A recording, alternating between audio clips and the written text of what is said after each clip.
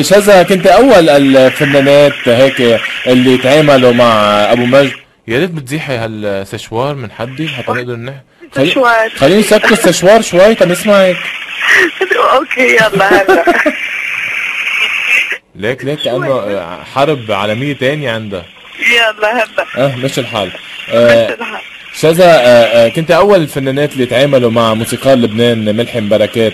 صحيح. خبرينا هيدا ثمرة النجاح اللي حصلتيها بعد اول غنية، عم تحضري لهيت مثلها او اقوى او كيف؟ اكيد.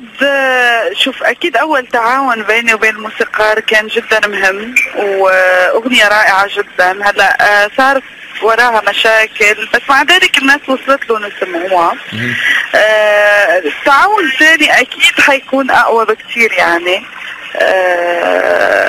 الأغنية جميلة جدا، والكلام كلمات الشاعر توفيق بركات اللي هو من أهم الشعراء اللبنانيين اللي كتبوا لأهم الفنانين في فريد الأطرش، صبوحة، عدد كبير. صح، صبوحة. فأنا كثير مبسوطة إنه ملحم اختار لي هذه الأغنية من هذا الفنان الكبير الله يرحمه، يعني صار له 20 سنة هو متوفى. فكثير حبيت إنه أستاذ ملحم عم يعطيني شيء من ما بدي اقول بس من الكبار، من الناس المهمين اللي غنوا لهم الكبار. فان شاء الله هذا التعاون يكون حلو ويحبوه الناس. شذا، اكيد نحن نتمنى لك كل التوفيق وكل النجاح، واكيد نحن هيك في يمكن شيء بيجمعك او في هيك نقطه بتخلي كل الصحافه يحبوك. هل انت بتتعمدي انه هيدا الشيء او هيدي هيك بالفطره موجوده عندك؟ مش هالفترة، أنا من أول ما ابتديت لليوم وأنا علاقتي مع مش بهالفترة، بالفترة. شو هي بالفترة؟ أوكي. اوكي.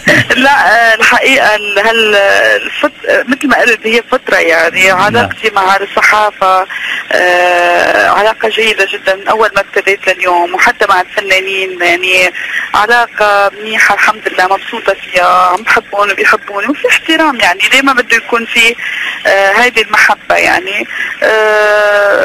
ما في يعني كنت بسمع رودولف عم بيقول بذكاء وحنكه، هي ابدا ما خص الذكاء، هي المحبه والكيمياء اللي ممكن تكون وما تكون. يعني في مثلا صحافه ما بتزبط انا وياهم، يعني ممكن نلتقي.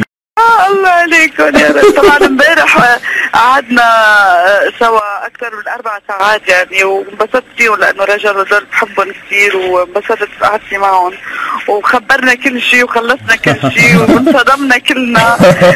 فهيك يعني مبسوطه انه كمان عم نحضر لحلقه كثير حلوه لبرنامج سوري بس. نعم.